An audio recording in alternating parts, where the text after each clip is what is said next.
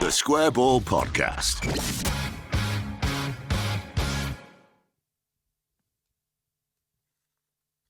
Welcome to Propaganda, the show where we find out what's been said and done in the world of football across this week. I'm Dan, Michael's here, and so is Moscow White, Daniel Chapman. He's waving at the camera. You'll know that if you're on YouTube. If you're not, you'll find this on YouTube. You'll also know he's got a great shirt on.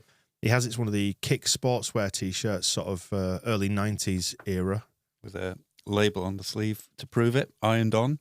May need a bit of ironing to keep it on in future, but maybe if I just don't make any wild arm movements, sit very still. Good. This show is brought to you in association with Levi Solicitors. You're joking. Not. They are our long-time sponsor here on the show, and that's nice of them to stick with us despite everything. They must be, because I can see on this sheet in front of me, because there's a fact written. They say there must be long-term sponsors, because over 600 houses have been bought and sold for Square Ball people over the years. But what service are they using, though? That will be probate. No, it'll be conveyancing. Oh, you nearly have me then. I know it so well. You little tinker. Is it 600 people, or is it just one person who's very indecisive about where they want to live? Just a super fan of the podcast, just desperate to support us, just constantly turning over houses. Flipping properties just so they can get 10% off every time. Yeah, 10% discount on your legal fees. levisolicitors.co.uk/the square ball. Into the show, and what was always likely to be a difficult propaganda, there's always a little bit of a kind of, oh my God, what do we do now when Leeds decide to lose 4-0 in the most crucial game of the season? Well, it was the most crucial game since the last one, wasn't it? And the one before that, any of which we could have won and just been promoted. Choked every time. Yeah, I suppose we did beat Middlesbrough, didn't we? That's true. Yeah, that's true. And we're recording on Tuesday morning now ahead of the Coventry versus Ipswich showdown. So the mood is I don't want to say flat. What I'm going to say is it's even at this stage because we don't know what's happened yet. It may get flat. It may get exciting. We don't know, do we? And if it does get exciting, we're just waiting for the drop again, aren't we? Yeah. I have fully resigned myself to the playoffs now. I just want you to know that. That it's okay. Well. And it's okay. It's fine. I mean, there's a chance we'll win them. What is that chance, though? It should be at least 1 in 4. Right. And because we've lost a few times in the playoffs before, statistically, we are more likely to. That's a mathematical fact. Well, you know those daft lads at the BBC, BBC Radio Leeds, they do a podcast, apparently, so I've heard. And they mentioned, or someone told me they mentioned, because I didn't listen to it, obviously, mentioned on the most recent one, 36% of teams who finish third go up in the playoffs. So better than that. So it's a 1 in 3 shot, Michael, statistically speaking, anyway. That doesn't add in the Leeds United factor. Tell me why the Leeds United factor is wrong, Moscow. You need to be clearer on the question. The question is, tell me why Leeds United are going to go up in the playoffs and not choke horrendously. Because if it's a 36% statistical chance, that doesn't factor in Leeds United. How do Leeds United affect this number? I still don't understand the question. Just tell me Leeds are going to go up, Moscow. Well, I don't think we are. Oh. So I'm not going to sit and lie. I feel like you've gone desperately off brand there because you're supposed to be the positive one here. I am being positive. Oh. The club will still be, isn't going to be closed down. So that's true. a good thing. There'll still be a team next season. It's supposed to be Armageddon, isn't it, if we don't go up? I think the world ends. No, it'll be fine. My prediction is that we will beat Southampton on Saturday, finish third, lose in the semi-finals of the playoffs, and then win the league next year. Right. Same as last time, basically. Yeah. Okay. I probably would take that, to be honest. Yeah. Because it was fun last year, wasn't it? And if we go up, it's not going to be any good. No, going up in second's a bit rubbish, and then going up in London is also a bit lame. Is it? I don't know. Well, yeah, I mean, it never looks great. Yeah. I don't know. I've only ever looked on with tears in my eyes as other people celebrate playoff wins. So, how many times have we been in the playoffs? So, 1987. The first year that they existed. Yep. We were in them under Grayson, under Blackwell, and so it was McAllister, was it, in 2008? Yes. It was against Birmingham 87, and then 2006 against Charlton in Birmingham. Sorry. Yeah. Sorry. And then 2006 we lost to Watford. Yeah. In the final, and then 2008 we got to the final against Doncaster and lost. Mm-hmm. Yep. I remember that. 2009 we got to the semi-finals against Millwall, lost, but we had the great moment with Becchio scoring from Ben Parker's cross. and then Derby 2019. So 5 times. Yeah, 5 defeats. Yeah. So, Sweet memories. yeah. We've got a bit of Millwall coming up, actually. Oh, right, okay. We do get some sweet memories because Beckiel's goal is a great memory, no matter what happened later, and also the Derby playoff defeat is still one of the best games I've ever been to. It's definitely a memory, isn't it? Yeah, I'll always remember that night. Yeah. Like the Blitz. Wasn't probably great. Wasn't great while it was happening, but you can reflect on it with glory. I have reframed my thinking around that a little bit. Thinking like now, sometimes mad shit just happens in football and there's nothing you can do to explain it. It just sometimes happens. Wild things happen. And the season after, was just brilliant, wasn't it? As a result of that madness unfolding. So I'll take it in the sort of longer, wider sense. Which is why, although I don't like, that is my prediction, Saturday could still, imagine Ipswich losing to Huddersfield. I mean, you were just saying that Huddersfield's manager may have walked out there. Yeah, well, he's deleted all his Huddersfield references from his Instagram. It's the modern way, everybody. It's the modern way. Deleted all references and stuff to Huddersfield on his Instagram profile. So that suggests it's not unfolding well for him there. Is Lee Bromby still there, director of football? Maybe that Cartwright fella will take over for the last game. Old Moon features. Yeah. Carmichael. Carmichael, that's it, sorry, yeah.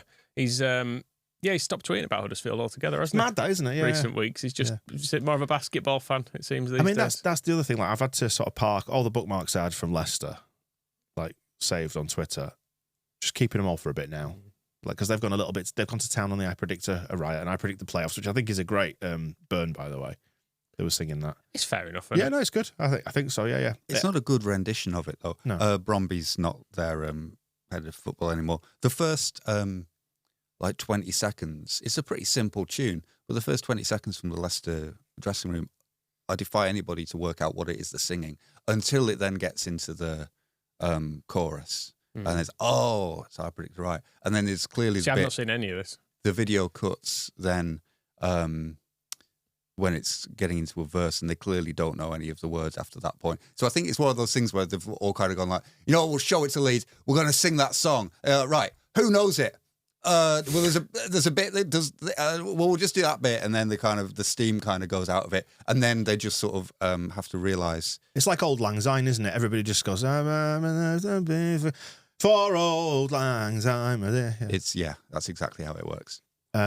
So I've had to basically save all those bookmarks for maybe 12 months' time. Depends when the points deduction lands next year. We'll see about that, and we'll maybe throw it back in the faces. I was going to say similarly. The Huddersfield ones, just keeping the powder dry on all those. And Huddersfield have gone down. They have, but it feels like we can't necessarily point and laugh at them too much until we know our own fate. I think it's all just hanging in the balance. There was a relief in knowing whatever happens, we're not going to have to play them again next year, though, I have to say. Contrary to what their PA announcer said at the end of the game, we'll see you next year. No, you won't. They did say that. Did you see the picture of Terry the Terrier slumped by the corner flag? No. It's a great picture. I was like, one of my favourite pictures is of the old Terry the Terrier where he looked like Bungle off of Rainbow. They made him all sexy for a year, didn't they, as well? Yeah, but so before that, there's a great photo of him celebrating a goal with probably Andy Booth that looks as if he's just another player. And then, there was the year when he was sexy. And then now he's just he just looks like a dog, which in Huddersfield, probably still the same thing. I've just Googled sexy Bungle. And then, should have done it on private browsing. There's a photo from the game of some fans with their heads in their hands. And the dog is just slumped, all 8 foot of him, which I think Leeds have a good track record of keeping Lucas the Copcat out of the way. And I'm now trying to think of when did I last see Lucas the Copcat? I know there was a meet and greet. They did a new thing, didn't they, where you can like track his movements before a game and you can go and get your face painted at certain times or have a meet and greet with Lucas the Copcat. But we've done a lot of laps of honour this year and I've never seen him getting involved. You'd think he'd be all over that. Maybe Farker hates him. Maybe this is it. Maybe he's like Nigel Pearson when he broke the jaw of those wolves in the forest. Farker has a similar history when he was riding on horseback chasing snow leopards about on the tundra. Can I just recommend that everybody just takes a moment to Google Bungle Rainbow, and on the Google image search, wait till you see a picture of the original Bungle. It's not a big cuddly teddy bear. It's absolutely terrifying. The very first Bungle. Oh, that one. Yeah. All right. Yeah. Yeah. Very small. Looks like he's been beaten up or something. He's got very small pinched eyes. Like there's a lot of swelling around him. Awful. Absolutely awful. Although normal Bungle's a bit weird too. Anyway, should we move on? Should we cover off QPR stuff first? I've not got any Leicester stuff because why subject yourself to it? I've just ignored the whole thing. Really, I think it's the best way. I mean, we can't criticise that bloke for talking. I mean, I'm sure he spoke about Leeds for like an hour yesterday because it's all he seems to do. But we can't really ever go at him and then talk about Leicester ourselves for too long, can we? So it's best to just ignore them. Once make fun of them once we're in with a chance of beating them, and then when we've lost, just ignore it. Yeah, it's the easiest way of doing stuff. Yes, absolutely. You don't have to engage with it at all. And then there will probably, you're right, have been a lot of, well, we know what his material is, wanking over Leeds not yet going up and then winning the title. And the thing to do is just not to listen to any of it now. Yeah, absolutely. Just pretend it doesn't exist completely. Like same as Michael with his children. Sorry, that was a bit bleak, wasn't it? That's a bit harsh, but he does. Just in case the authorities are watching or listening, he does look after them sometimes. I do a very good job. Should we listen to a QPR fan anyway? Don't worry, there's only one bit of it. Right. Okay. Fine. Hoopser. I don't know what kind of parallel universe we've just entered, but last night Queen's Park Rangers thrashed Leeds United 4-0 at Loftus Road, not only eliminating Leeds' title hopes and potentially throwing their automatic promotion chances into question, but at long last officially confirming QPR's safety in the Championship for another season.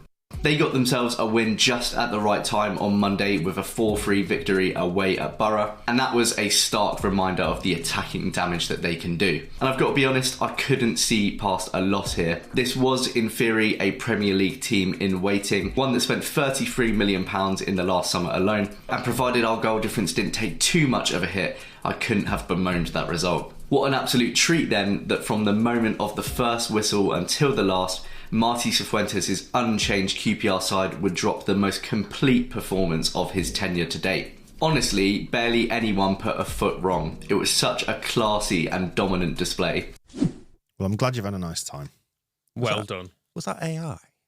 Because none of it sounded particularly real. And then I think he was reading off a script, Moscow. Yeah, and then the music in the background made it sound like somebody was like teaching me how to set up a Packard Bell computer or something. Like, first you need to... Now you've inserted your CD-ROM, it's time to press the start menu. Can I ask, did you ever buy a Packard Bell computer at the time when Leeds was sponsored by them? Because, in the same way that when Man United were sponsored by Sharp, for example, and then Sharp ViewCam, you'd avoid those things. But did you ever gravitate the other way and buy things that Leeds kind of... Did you buy a Thistle Hotel, for example? No, but I was aware of the prices of a Packard Bell computer. Yeah. No, I bought glory days of buying a PC for £30 from a charity shop and then finding a monitor in the street. that sorted me out. So then looking at the cost of a Packard Bell was probably equivalent to the cost of a small car at that time. So about the same size, I think, as well. Mm-hmm. Yeah. Loyal to this podcast, I remember our first computer was a Dan computer. Right. Do you remember them? They were a brand around that time. But I think at some point I did fly Dan Air when I was a kid. Yeah, it had a 1 gigabyte hard drive. Oh, it's the most you won't need any more than that. That's loads. Ever. Yeah, was basically what we were told. I can imagine. I can remember having my my Amiga 500 and upgrading it to a full meg. Oof. That was a RAM though, wasn't it? Yeah. Absolute shit off a stick. Yeah, it was wild. Absolutely wild. Anyway, we're doing that old people talking about old things thing. So let's move on. And should we engage with the youth? Who?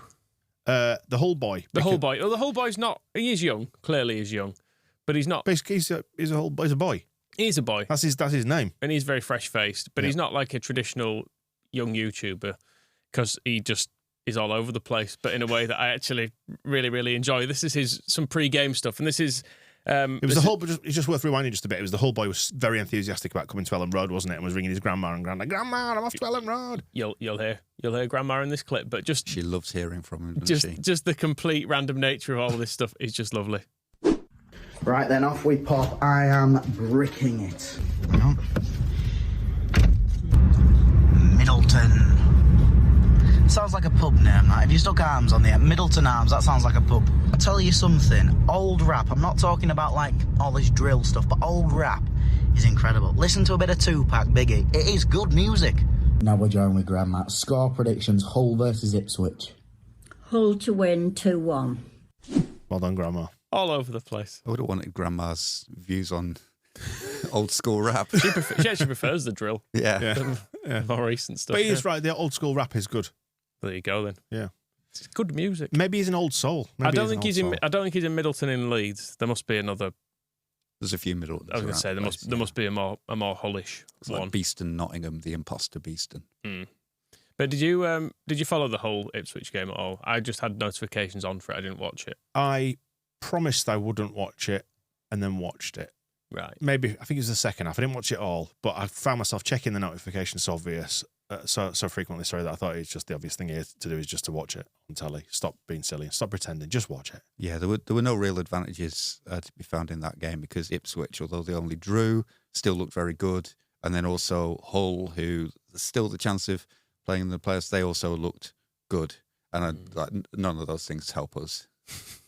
I mean, hopefully, yeah, because West Brom managed to lose Sheffield Wednesday, didn't they? Which is ridiculous.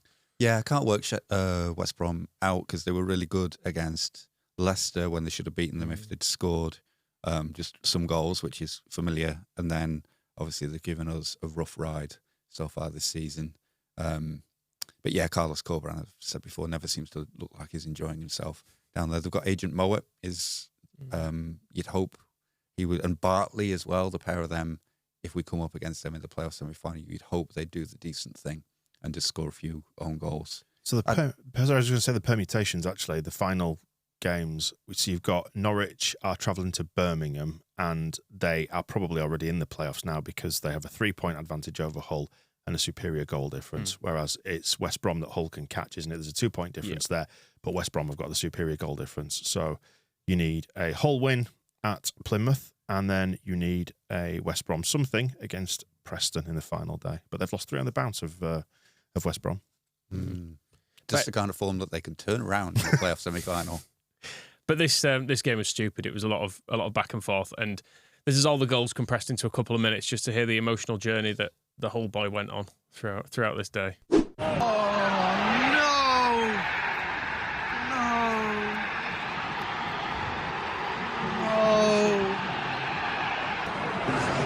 It's gutting because we've been playing well.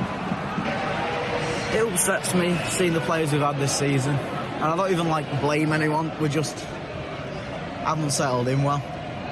But I don't think we'll ever get a team this good in the Championship.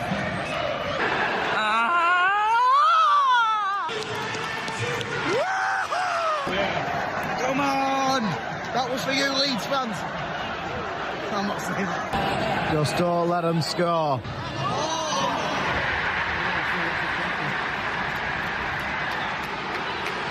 What a goal. What a goal. I mean, what a goal. There's nothing you can say to goals like that. To be truthful, when that equaliser went in, it's probably the most celebrated goal all season. It gave us a glimmer of hope. Now, I don't want to be a negative Nancy, but you just look back at all the chances we've had this season. Biggest 35 minutes of this season. Yeah! The lab! Come on, onside. Okay. Come on, relax. Come on! Woo! Come on! He has as well. Little bit of momentum gone now. I feel sick. Genuinely in January, I think we're going to get automatic promotion. How we've done this, no idea.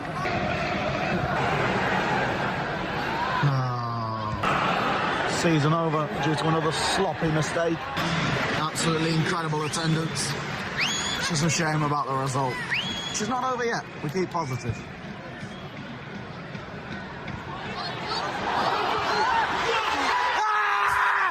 Nowhere! Get in! Come on! on! Come on! Yay! I regret anything I said in the last 10 minutes. The season is still on. We're getting playoffs. Championship football, eh? Wow, that is the roller coaster, baby. The bargaining you do with yourself, you're like, it's such a shit. I don't even blame anyone. I can't wait, fuck this. We're back. No, we're not. We're losing. I hate it. It's great. What's 55 minus 39? Oh, God, I don't know. Okay, let's work it out. You tell me. So 16. 14. 26.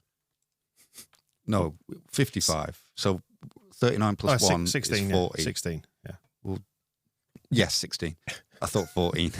I thought you were trying to play a trick on me, but yes, it's 16. So, the thing that stood out to me in that, so the two things were that, when he said, they've done it again, two of those Ipswich goals were absolute top corner bangers, which also didn't make me feel great. But when he said that, in January, I thought we'd get automatic promotion. It was 6th of January, just random date. They were 7th and 16 points off second place.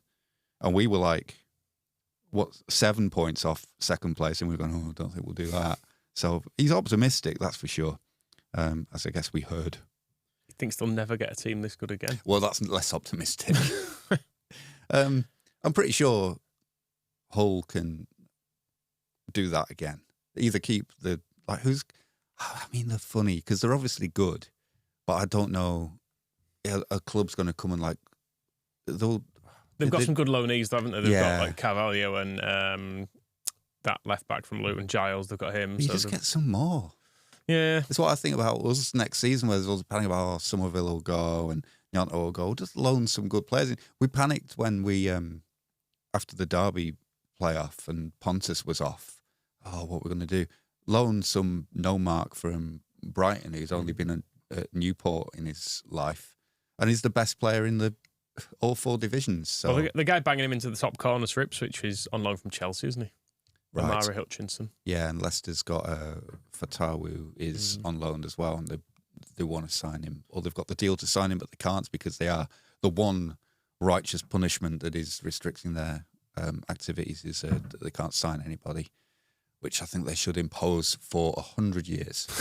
Just diving into the bookmarks I probably can't use anymore, but this is a Hull fan who tweeted at it's 3 weeks into February saying, people will think I'm nuts, but I've been checking out the fixtures for the remaining top 5 teams. I think if we can keep on winning and keep up this amazing form, we can gatecrash second place. Stranger things have happened in football. Well, if you the gap is now 20 points. Just if you assume you're never going to lose another game, then you can close most gaps. But there is a very real chance they could knock us out of the playoffs if this goes bad. So I'll keep my powder dry on that one again as well. Yeah, be quiet. Be quiet. Where are we going now, Michael, on the magical mystery football tour? Millwall are doing well, aren't they? Mm-hmm. They've survived. They've got the old aquatic mammal back in charge. Everything's happy down there. Aquatic mammal. Beat Plymouth at the weekend. They're like top of the form table, I think, in Millwall now. They've won loads in a row. So it's obviously going to be a great, happy atmosphere down there, except it's sort of not. Right. Because there was a pitch invasion for no apparent reason when they beat Plymouth at the weekend. And which is a great YouTube account, Julio Cesar Reis Cunha. Right. This is him looking on as the pitch invasion goes on, and you can hear some Millwall on Millwall action. The fuck are you doing, man? Get off! Too much now, man. What? Let it down, talk on. I know. Look at this idiot. Get off! Get off! What is this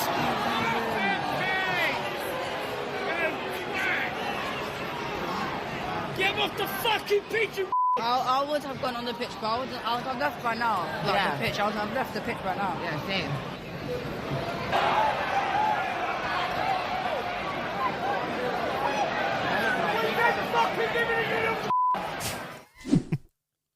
Just a lot of noise. Just a fight. Just a fight for no reason. Like, you've stayed up. You've had a nice end to the season, but just scuffles. And the basically the last person on the pitch, because I think they're trying to clear it because, end of season, last home game, they normally do a little lap of appreciation and all that sort of stuff. Yeah. But really, really touching scene unfolded on the pitch there. There's a lad of probably about 11 whose dad is pretending to snort the white line while he takes a picture.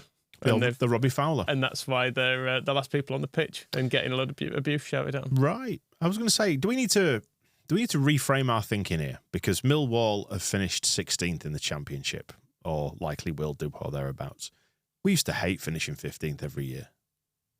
It's comfortable, though, isn't it? But they had a pitch invasion for finishing like 15th, 16th, 17th. I think in the Championship it's a bit strong, but I have been an advocate previously that if we're in the Premier League and we stay up, we should get the open top bus out. Every time. Yeah, celebrate it. Or set yourself a target, like when we say, all right, this year we're going to finish top half, and then once top half is secured, have a celebration. Yeah, if you get to 10 wins. Yeah, something like that. Have a little trophy made as well. Yeah. Because why not? You can do it. You can absolutely... You can do what you want. Yeah, you can. You don't have to say, and it's because the Premier League, as we know, is so difficult now to win because of all the money and the unfairness. So you just say, right, we can't win the Premier League, but we'd like to win something. So let's just say, like, we'll have a trophy made and say, yeah, if we get to 10 wins, we'll take it around the city and have a party. Because I think any excuse to have a good time is a good excuse. So go for it. Don't worry about it. People say, "Oh, Leicester fans will mock you." Don't care. They're not. What are they doing? They're not drinking and partying and dancing in the streets, are they? Singing "Home Full of Crisps." So, and singing Kaiser Chiefs songs badly. So, there's lots of things to do. So, if the Millwall fans want to set the target, like, yeah, if we stay up, we have a party. Fine, fair play. Crack on. A party and a bit of a scrap. Yeah, I mean that's very much a Millwall thing, isn't it? So, but but I can't. We've got to respect different cultures and how they express themselves. What you mean is you don't want to get your head kicked in. Should we stick with Dreadful Cockneys for a little while? Go John Terry. Yeah. I know Simon Jordan, he interviewed Jesse Marsh earlier in the season, didn't he? He's continuing interviewing the least self-aware people in the world and has gone with John Terry this time around. Yeah. Some clips of this have been going around a little bit on social media, but do you want to hear John Terry talking about player power at Chelsea? Yeah, definitely. So there's all these kind of rumours that player power at Chelsea was too big. It wasn't. It genuinely wasn't, because when I was there was managers in charge. So Mourinho was in charge. Anything higher than that, Abramovich was in charge. It was very clear as us group of players. Anything in the dressing room was Lamps, Didier, the senior players' responsibility to control that. Right. Was very clear. So when AVB come in, I'll give you a little story. We went to Hong Kong, I think, when he was first manager. We get on the plane, we get on, and I'm sitting in economy on a 13-hour flight. And we've got Josh McEachran, Nathaniel Chalobah, a couple of other young players, all in first class. And this was part of ABB's going, no player's bigger than me. Right. Everyone's the same. So I get on the plane. So it turns out that Lamps is flying out first class and I'm flying back in first class, and Lamps goes, so if you fly out on first, you come back business or economy, premium economy, whatever it was. But basically it wasn't good enough. So I'm going on the plane going, no, we're not going anywhere until these young players go back in economy and the first team players that have built this club to where we are today go back in first. And we're on the plane, people's up and down, AVB comes up, what's the problem? I'm going, well, we're not going anywhere until the young players move. And to be fair to the young players, they're going, this JT, it's really uncomfortable, we'll go back. And I'm going, no, it's not your decision. Has to come from, he has to own it as AVB. So this is one of his first things in front of everyone. In the end, it spins, so all first team players fly first, younger players go back economy. That's how it should be. Can you believe that John Terry's revealed himself to be a twat? Player power wasn't too big at Chelsea, but there was that one time I completely made everyone redo a seating plan because I wasn't happy. Can you imagine you just want to go on holiday and you're on that plane and so all this is going on? It's not allowed to take off. Yeah, this plane going anywhere till the Chelsea youth team are sitting here like I had to get here 4 hours ago to check in. I'm tired. I've got like a 14-hour flight ahead. Can we just go? And then I don't want to have to go back to the gate. All that going on just because John Terry wants to sit in a big seat. As well, the thing about the youth players were actually fine with it. They were saying, this is just really awkward. It's like, yeah, you made it really fucking awkward, John. Yeah. And the other people, the more reasonable people, have just gone, we've all been there in a situation where you go, you know what, fine. Like, let's just fucking get this moving. Like, I don't agree with it, but whatever. Let's just this Nah, person's, it's a principle. this person's clearly the biggest prick here. So if he wants to be the biggest prick, let him be, and we'll just all set off, shall we? Because it's premium economy. It's fine. Nah, it's a principle. You might want to move, but it's not your decision to move. He's got to say you're going to move. He's got to own it. It's a principle. So with that brilliant man management in place, he talks then a bit about his own management career, and he's not that he's being entitled or anything, but he feels like he should have been given a really good job by this point. I guess because in some ways Lampard has been, probably. But this is him talking about his management career. Had a really good meeting, come away thinking, oh my God, that's mine. Nailed it. That's mine there. Got on really well with the sporting directors and all of that. Got the message, went really well, just a little bit inexperienced. Mm-hmm. Same with another one, just no experience. So I'm sitting there going, how do I then get this experience? Like, to be honest, I didn't really want to go as low as League One, but I promise you, Sunderland was such a good... It's a big club. Sunderland was getting up that year. Big club, yeah. That's the one I feel that kind of got away, that would have given me a promotion straight away, and I'm on my way after that. So now I'm kind of not even getting phone calls within that to go and interview with teams, with owners, with all of that. Am I looking a little bit? I'm not throwing myself out there. And again, this is where a little bit of me as a character, should I be going, I want this job, I'm throwing my hat in it. I'm a little bit like, if someone wants me, I think they should come to me a little bit. Yeah. Now, you've probably got a different view on that. But I just think where I've been and the career I've had, I'm not saying I want to manage Chelsea Football Club. Yeah, no, as a player. But also that still carries a little bit of weight. Of course it does. It gets you in the door. Absolutely. You don't get your job. No, I know it doesn't. But then it's down to me then. Right. But after that meeting, it's down to me. It's on me. No one's ringing me. I can't think why. And jeez, people say, "Oh, you need to get some experience," but I'm not willing to do that.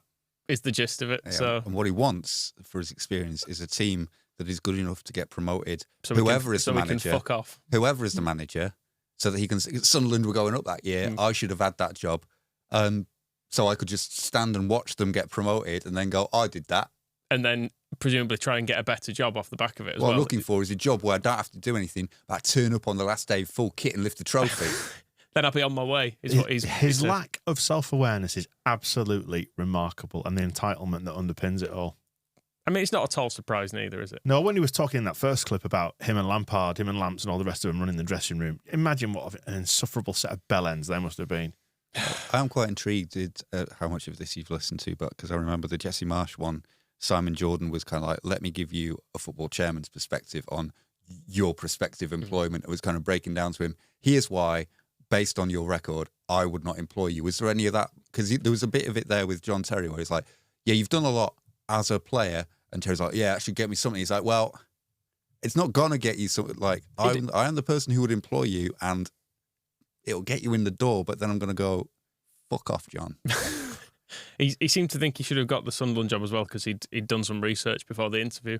You mean he watched the Netflix documentary? Was the other bit of it. He was like, I knew about all the players and stuff. It's like, yeah. That's kind of the job. That's like interview prep. Yeah. But he didn't turn up with like some medals to show to a job interview. He was like, I got these, and then if these boys listen to me, they'll get some as well. Jesus, what a dreadful, dreadful bastard. Anyway, he's not going to get a job, is he? Based on that, because he's going to just he's expecting like, Real Madrid to ring him. Yeah, if someone wants me, nobody wants you. That's the problem. That's what you're missing. And they're not in the Championship or below, then I may speak to them. Could you imagine him on a night out? How long do you reckon you would last on a night out? Well, that's when you become the youth player, where you end up going, fine, John. Just, yeah, all right. Let's just move on. You end up apologising to a bouncer. Look, sorry. Look, we'll just do what you want. And do you know what? In fact, I'm just going to go home. I'm going to go home because I can see where this is going. Yeah. And it's going to end up with you starting arguments with people because they've disrespected you in some way. I mean, we know what a night out with John Terry's like because we remember the one in September 2001 where he went out boozing that day and went another incident at an airport where he was at Heathrow. Yeah. So we kind of get the flavour of what it would be like to go boozing with John Terry from that. He does talk a bit at length in the interview as well, actually, about the horrible impact that his racism had on him. That was a real tearjerker when he starts talking about that. He said, it was really, really difficult for me after I did that. Yeah. But he basically said that because a criminal court cleared him, that should have been the end of it. Right. But different levels of proof and whatnot. So, it's so relatable, the whole thing. It truly is one of life's victims, isn't he? Oh, completely, yeah. Absolutely. Poor fella. But there was only one interesting bit left to come from this interview. Very difficult. I just remember standing looking over Moscow in my hotel. I was on about the 25th floor, just asking why. Come on then, spill Why? the beans. Why? Why were you in his hotel room? And why was he looking over you? Well, no, I mean, he didn't get any answers at the time. I don't got no further comment to make now. Same thing. Just silence. He was looking over you. What an image. What an image. Right, anyway, where now? Let's stick on the Simon Jordan, Jesse Marsh train, if that's the thing. On the rise, he's a Canadian YouTuber. Jesse Marsh has been linked with a Canada job at the moment. He's quite enthusiastic about it. The bloke's clearly a danger, just to flag this up. He's got a Chelsea shirt on the wall behind him and a Man United pillowcase. So already big warning signs is what I'll say. But he's talking a little bit about Jesse and his time at Leeds. And we'll just have to see if we agree with it or not. As he did start with Red Bulls in the MLS, then go into the likes of Red Bull Salzburg, and then go into Leipzig, where he only managed 20 games before making the switch to Leeds United, which arguably that happened way too soon in his managerial career. Yes, you can look at Leeds United and say he had an extremely rough time, and I have a best friend who is a Leeds United fan. He has a season ticket holder, and he said that Jesse Marsh side with Leeds was just way too soon. It was too early of a job for him, and they don't hold any of that really against him. He just wasn't great with Leeds, but that was down to him taking that job on too soon. And Jesse Marsh has a very exciting kind of play style. Tactics, he likes to set up in a 4-2-3-1 with playing very narrowly and playing down the focus and down the middle of the pitch, leaving the wide spaces very open at times, as my mate from Leeds did let me know. Yeah. Do we not hold it against him? What, for taking the job? No. For having it? Yes. For the job he did? For what he did in the job? Yeah. When would be a good time for Jesse Marsh to have the Leeds job? I mean, he's 50, isn't he? Never. Yeah. Give it another 50 years. I sort of do hold it against him because we know how long the talks went on, that Victor Orta had started talking to him about this for 18 months. So we had 18 months from before we were even promoted to watch Leeds United under Bielsa and come up with a way of following that. And he didn't. He just did what he was going to fucking do anyway. He's also interviewing for the South Korea national job as well. At the moment, so the stories go. Apparently, he's one of 3 candidates and is in line for like interview number 2 to take over from Jurgen Klinsmann, who's left that job. But it seems like he's kind of trying to get his oar into like the World Cup essentially. Would recommend people have a quick dive into the Training Ground Guru podcast. There's a 2-part with René Maric, who was obviously working on his staff. I think it's in part 2. It's about 36 minutes in, and it lasts for about sort of 2 or 3 minutes and addresses Jesse's time at Leeds. And Maric is actually, I haven't got the clip here, but he's remarkably diplomatic about it. And he actually, funnily enough, he touches on the underlying metrics as to why Marsh was chosen in the first time. And it basically revolves around running around a lot. And that's it. Fair enough. Should have given it to John Terry. I mean, he's earned it. He has earned it, yeah. Because he's John Terry. Yeah, should have... He'd have been received as well as Dennis Wise, wouldn't he? I mean, my main memory of John Terry's career in coaching is that when we gave the goal back to Aston Villa, that he wouldn't stop just chuntering on at Bielsa about it, even though we'd already let them equalise. He wanted to keep it going. So that's all I remember of. All I remember of him as a player is him being a horrible bastard, and then I remember him as an assistant coach, is him just being a horrible bastard. Because if there's one thing that John Terry stands for, it's fairness. I and equality. I seem to get my own way a lot, but everyone constantly thinks I'm a bell end. In fact, it's exactly the same situation as those youth players saying, "We'll move." Bielsa saying, "Right, we've given you the goal back." He's like, "Yeah, you should have. Yeah." He's like, "We've given you the goal. You need to own it. It's 1-1. Yeah, but it's not fucking good. What more do you want? Do you want another goal? Yeah. Just despicable, man. In my opinion. Well, I think there's enough in his history to show. I think I'd get away with a fair comment defence on that one. I would say so. Yeah. Right. So are we sticking with more Blues then? Are we here? Birmingham? Yeah. Chatting Blues. Well, I initially got into this because I was trying to find some miserable Huddersfield fans, but they were all sort of too miserable, and reasonable about it. They're all like, "Yeah, this has been coming for ages." I wanted a bit more anger, But I did think in drawing with Birmingham, because they also needed to win that game, they're now right on the verge of going down as well. And it made me think back to us playing them in our first away game of the season. Yes. And how happy they were, and this bit of official commentary that followed that game. A huge moment for the history of Birmingham City Football Club. St Andrews, primed to erupt. Poised in waiting. They've thirsted for this moment. Djukovic! Get in! And just listen to this place! Just listen to this place! The sound of revived St Andrews! Roaring loud and proud again! A club resurrected! A fan base reborn! And just to follow up on something I've been talking about in recent weeks, on their Twitter profile, it still does say on the rise again, as they sit 22nd in the league. So it does continue, that theme does continue right through the club. And they are, 22nd on 47 points and facing Norwich at home on the final day of the season, where a defeat will relegate them. I think even a draw will relegate them, won't it? And yes. a Tyler Roberts hat-trick will keep them up. Maybe so. Or maybe Tyler Roberts will be a League One footballer next year. Thought you were going to defend him then, Moscow. No. Okay, fine. Following that game, shall we hear from... We've got two clips from Chatting Blues, one from that game early in the season, one from the weekend. Admittedly, the Birmingham accent doesn't lend itself to emotional highs and lows. It sounds kind of similar, so you have to actually listen to the content of what's being said, because the delivery is almost the same, whether or not it's the best day of your life or the worst. But let's have a listen to them both.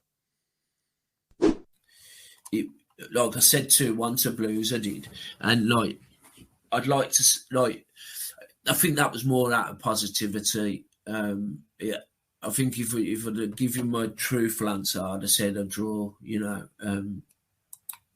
I would have said a draw. So to come away 1-0, and it just felt like on the day, it just felt like the whole day, the whole experience. I was in the Roost before the game, and like that Tom Brady, Gary Cook, and Wagner. They all come from. I think they tried to get through the bar, got kind of mobbed, and then they came around the back, and there was just. I did actually put the photo of them up on my Twitter account on Chatting Blues. They'd just got in, and then they kind of got mobbed. And now the whole day, man, just felt like just a completely different atmosphere. And I don't know about anyone else. Like, we didn't look like losing, and just like I said before, the footballing gods were looking down on us, man, and it just, the whole day was unbelievable, man. I'd like to go into a little bit more detail about it as well, but yeah, I mean, I think you've said it there. It's fun to cut it off. Just need a hug, Brummies, don't they?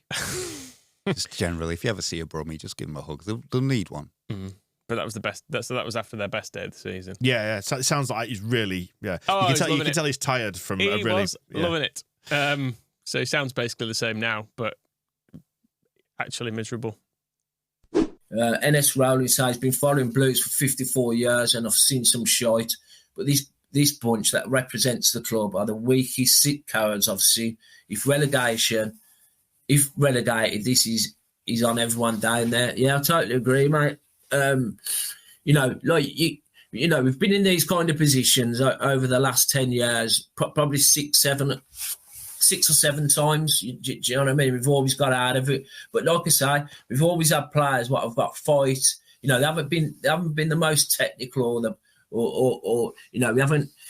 Listen, they're just battlers. Do you know what I mean? Blues have always been known for that, and just getting us over the line. This bunch just don't look arse, mate. So that was... He sounds happier there than he did in the first clip. Like I say, there's very little in the way of tonal difference. But Probably easier to process the misery. More comfortable with it, whereas happiness, beating Leeds, Tom Brady, all that stuff is a bit like too overwhelming for the average Brummie. So it's just kind of safer to be... I hope for their sake that they do get relegated, because if they have to celebrate staying up, I don't think you'll have to just lie down in a darkened room for several days.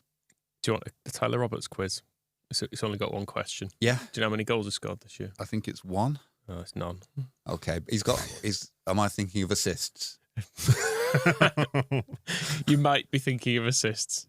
He's been injured for most of the season, I know this much. He's not had many minutes. Okay. Do you remember when John Eustace was in charge of Birmingham when we lost at the start? It's going well then, wasn't it? Yeah, I'm just looking at the quotes from after the game. The new owners came into the dressing room just as I was coming out and congratulated the lads. It's great to see Tom Brady in there as well. Tom spoke to the group before our meeting. It's great to have one of the most famous sporting people in the world come down and chat to the group. You can see his presence at the club. The vision he's got for the football club is amazing. The boys and what was that vision? The boys were outstanding with and without the ball. All right, okay. Tactically, you have to be spot on against an excellent Leeds team, and the level of concentration and the way the boys went about their business was superb. It wasn't an excellent Leeds team. One of the things that struck me about the end of the QPR game was the way that Gelhardt and Shackleton were sort of resurrected as if we were back at St Andrews. Yeah. It was, and then that team also, defenders was Strauch and Creswell. Herveda was at number 10. It was a right old, funny little lineup. So I don't think we were at our strongest. But yeah, it was kind of amongst the bad feelings of losing to QPR was sort of like those bad memories being nothing against. I was quite pleased to see Joffy and always a lot of time for Shacks. But yeah, just being reminded that that's where we started and we haven't actually moved, 90 points between us and then. But there they were again. It did feel a bit like Start Joffy on Saturday, though. The Joffy sub was a bit Izzy Brown in the playoffs, how it felt. It was like, not really seeing this guy. He's done nothing all season, but... Yeah, give him a go. And that's what I mean. Everyone wants Matty O'Joseph in on Saturday, but Joffy's got us out of scrapes before. Remember him in the end of the Premier League season, keeping us up. If we could also have Rafinha... Like those two things. Yeah. I suppose we still technically own Jack Harrison, and if Everton are safe, bring him back for a bit of the Brentford action. So do those things, yeah. So if we start with a forward line of Rafinha, Gelhardt and Harrison against Southampton on Saturday, I think we'll probably be given the title because they'll end up knocking points off of Leicester. I will say this, I don't think I've seen Tom Brady down at Birmingham since. Do you? No. Well, it did emerge that he doesn't really own much as well, didn't it? He was just quite famous. He had nice teeth. Yeah, turned up in his white jeans. We'll have a look at him. But I did. We'll learn that lesson if any of these golfers and basketball players and NHL players start turning up at Elland Road next season. We'll just be very circumspect, very careful. I'll get carried away, and it certainly won't be lulled in by them buying rounds for people. In the pubs and doing all the photo shoots, all the photo opportunities and stuff.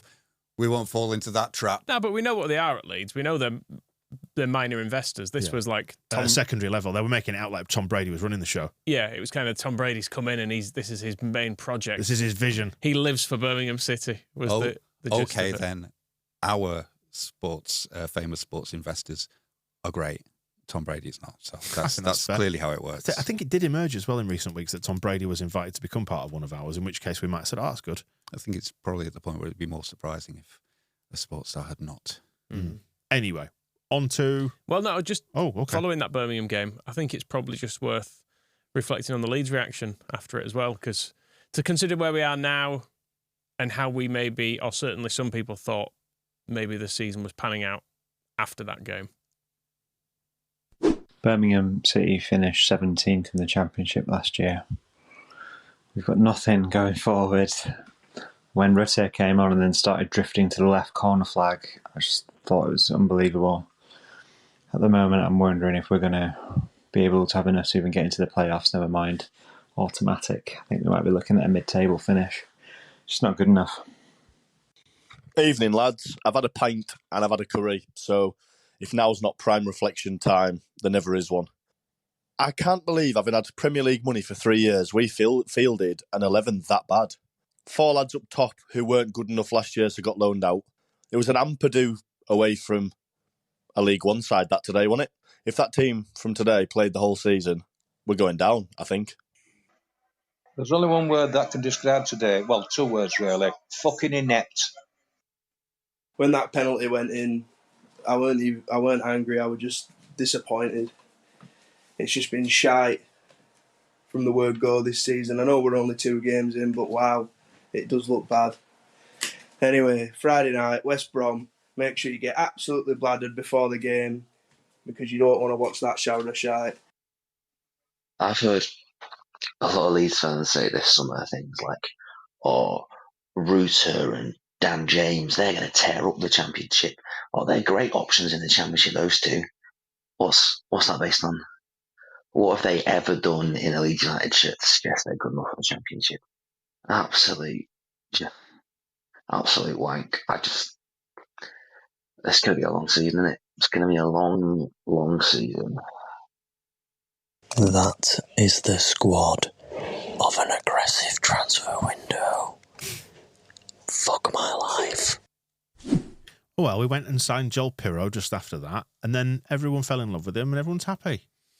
Pretty much. Yeah. And we are strong enough to make the playoffs. Well, we definitely have. Yeah, the season is a very long season.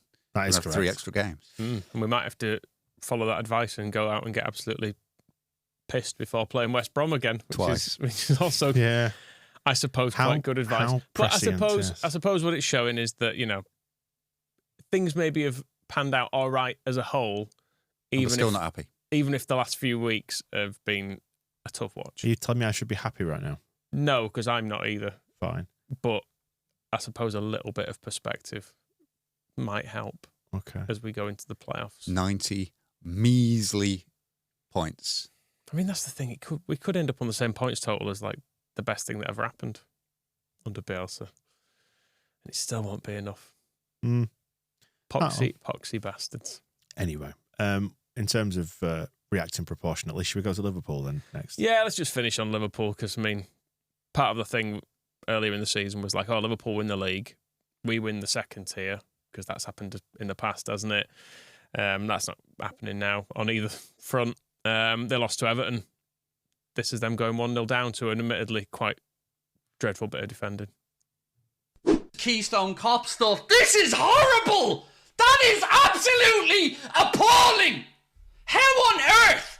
Lads, this is ridiculous. They should hang their heads in shame. The state of that defending. The state of it. 3 times they could have cleared it. 3! And then it ends up we can see a stupid goal that my dog would have saved. It's fair enough. So this is Klopp's swan song, his final Merseyside derby. They're all it's been a great time, hasn't it, with Klopp in charge, let's face it. They won European Cups, won the league again eventually. He's completely rebuilt the side. Twice?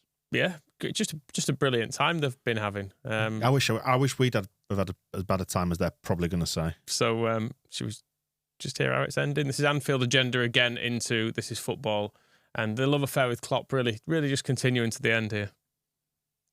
Another Everton corner. Look at Salah, he's not even looking around. Cross in. It's 2-0. It's 2-0, you absolute bunch of clueless clowns! 2-0! Unchallenged header at the back post. Don't even talk to me about our centre-backs. Why is he smiling? Klopp is smirking. He's actually smirking on the sideline.